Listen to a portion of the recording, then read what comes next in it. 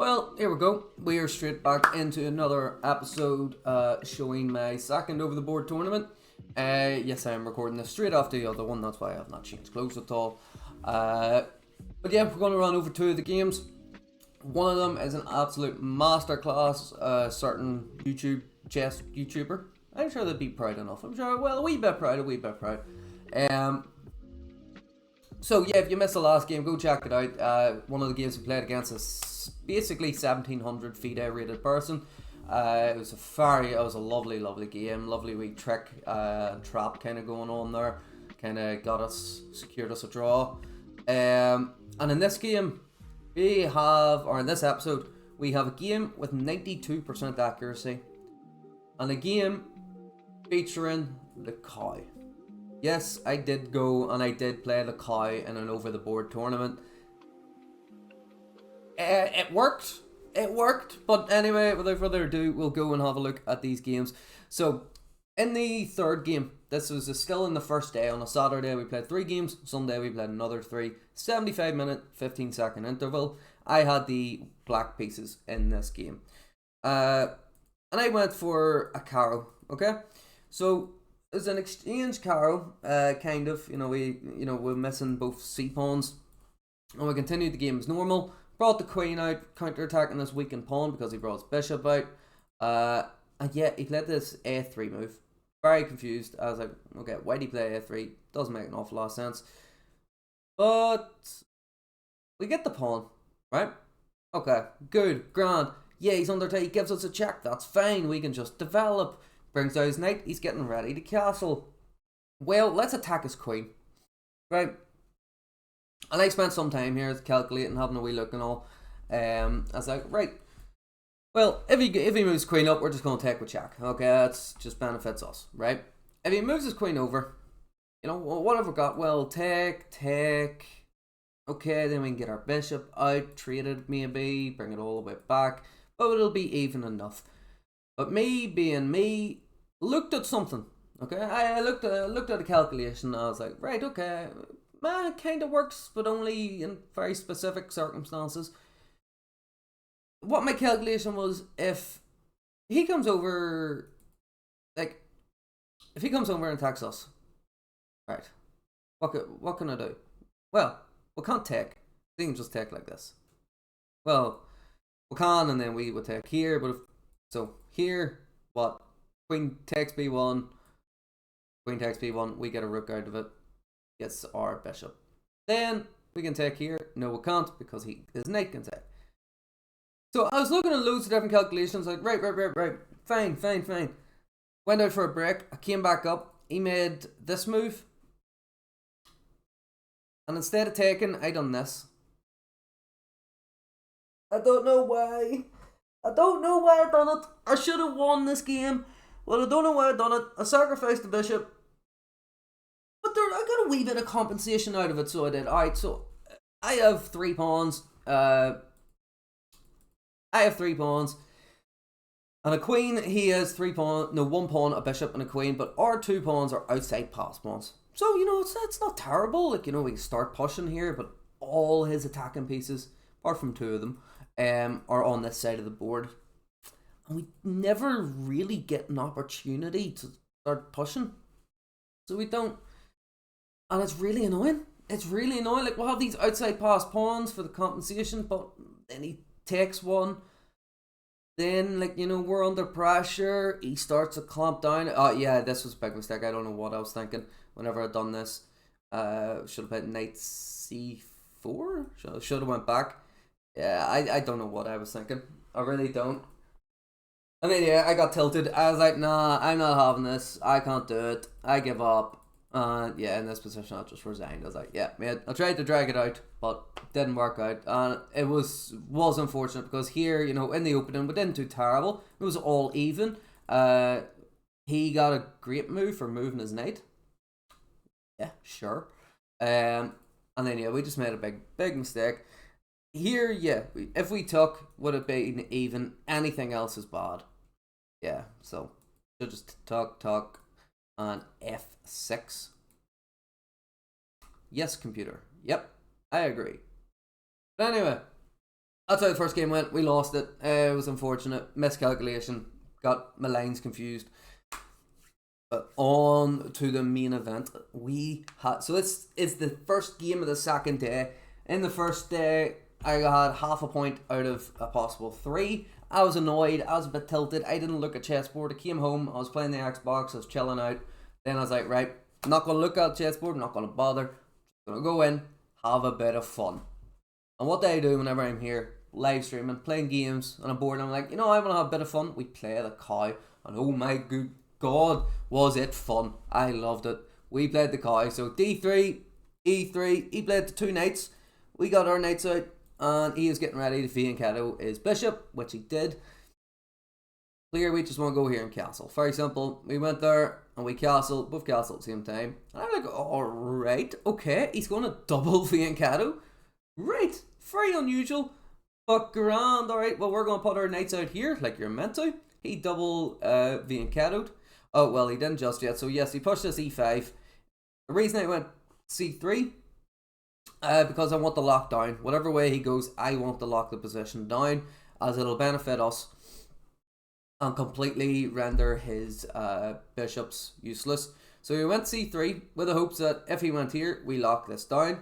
This is looking at a wall. When this bishop goes here, it's looking at its own wall. So fine, he developed his rook. There was a lot of very minute maneuver in here. I did move the rook over 1 square. I'd be like, well, if he pushes here and we kind of start to open everything up, maybe maybe something can happen. But then he done this, right? This isn't the only weird knight move that he made. We pushed the pawn where we tried to entice him to lock it down. If he didn't lock it down, it's fine, not a big deal. He moved his other knight. Right. First of all, he moved his knight here, okay, because he wants to push. That's why, we ended up pushing our own. And then I think he was like, okay, well, this isn't really defended, so I need to defend it. Moved his knight back. Then I was like, okay, well, he wants to go here then. So let's do it on that side. And we push the f-pawn. If he takes, just benefits us. Opens our rook up. Then he locked it down. Right? Okay, so we locked it down. Now his bishops are rendered useless. Looking at brick walls. There's nothing they could do. His knights, this one is kind of limited to where it can go. You can only go there. This one has a wee bit more movement, but then, it can get traded off. So it can. I was also looking at, throwing the bishop up here, enticing this push of a move and jumping back just to create a wee weakness, but I didn't like it. So again, another wee manoeuvring piece here. We are 14, or coming up to 15 moves in, and not a single piece has been taken. Moved over to, preempt this C file being opened. Doing a wee bit more manoeuvring. This is a very clear move. Wanted to move our bishop out of the way so we get our knight back and push this C pawn. And yeah, he undevelops his bishop. Looking, down here, covering these squares. We jump our knight back to help enable the push of this move. I'm not worried too much about what's going on over at the king's side at the moment. And yeah, he jumps the knight in. So we take the knight. We get a great move for that. You can't see, but we get a great move for that. We take the knight. He takes the bishop. He takes with the bishop. And then we push the pawn. Now c4 is a mistake. Probably we should play g4. Okay. Yeah, g4. And it's defended twice. It's attacked twice. So if he tucked, we would have won. Oh yeah, and here he made a bit of mistake by playing the c6. Oh, excuse me. We pin his knight to his queen. So he can't move. His knight becomes very useless. He moves his queen. We take it. And then we take the pawn. He connects his pawns in the centre by taking back with a c pawn. And I'm like, okay, well, we'll add an attacker. Kind of get our king or queen a wee bit more active. But it also threatens bishop b5. Okay? Bishop b5 obviously pins the queen to the rook. Or skewers, so then we're going to win material out of that. He does move over and he attacks the rook. I'm like, well, I don't want to take you, I want you to take me. Let's attack your queen. Attack his queen moves down. Starting to get very, very cramped. I'm like, okay, well, he may get a wee bit stuck here. But what else can we do? Oh, well, there's a nice wee fork there, so there is. But it's not defended. How do we defend that move? Put the queen behind it, which is actually a mistake. We should have played rook takes. That's it. So we should just tuck the rook apparently. But he takes us, we take him. Now we control the file. Yeah, and so we've seen this move. He tried to preempt it and be like, alright, well, I'm going to stop you from going there. Yeah, but what are you going to do about rook c... Or no, sorry, queen takes? So we take the pawn. He gives up that pawn that the rook was defending. He moves his king to kind of stop any pins and stuff going on here. Grand, okay, decently moved. But it's also classified as a blunder. Because rook c6. I've got a great move for this. Rook c6. Where's this queen going? Well... go here, but then it's, you know, we're trading down. Okay. He could come down, but then it'll be take. You know, we're just trading a bit. Queen takes. Yeah, so this would have been a decent sequence for him. But instead, he attacks my queen. I'm like, right. Well, I don't need to take your queen. I can just take the other pawn. And again, we have two outside pass pawns. Yeah. I see as soon as he made this move, I was looking at everything, you know, that made sense for him to do. Can he, you know, like really what can he do? Move his queen. I was really expecting him to move his queen out of the way. But he got greedy. He got really, really greedy. His bishops aren't in the game, so he's like, well, I gotta get my bishops in the game here. Attack the queen. Oh, no. That's a big mistake. I did spend some time thinking here. I was like, well, hold on. If I take your queen, you taking mine doesn't make sense. But you have to, really, you kind of have to. But I get the bishop out of the end of it. Now, apparently here, computer does, best move is take the rook.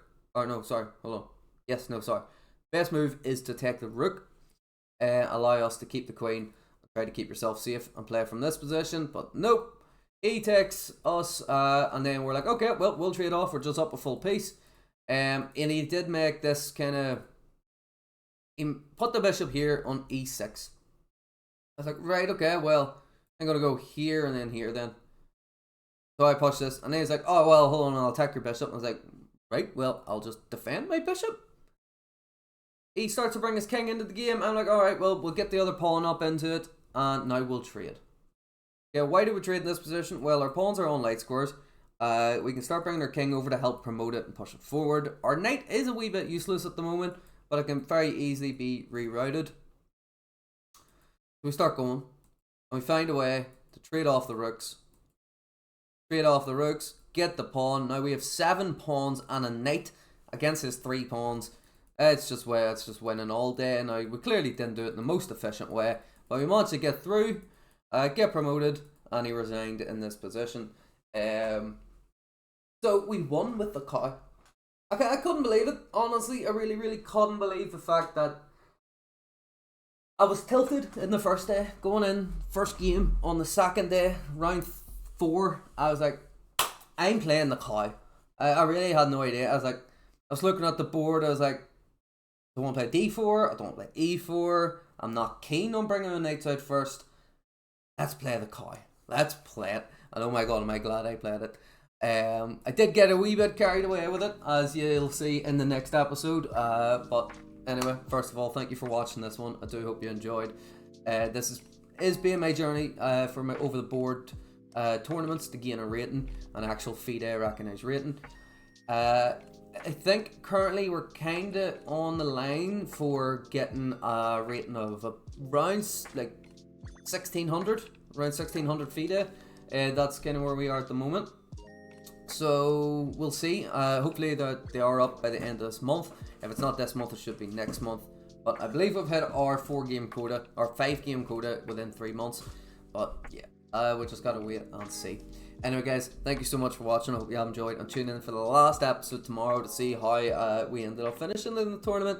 I'll give you a wee bit of insight and all about my tournament performance. Alrighty, thank you.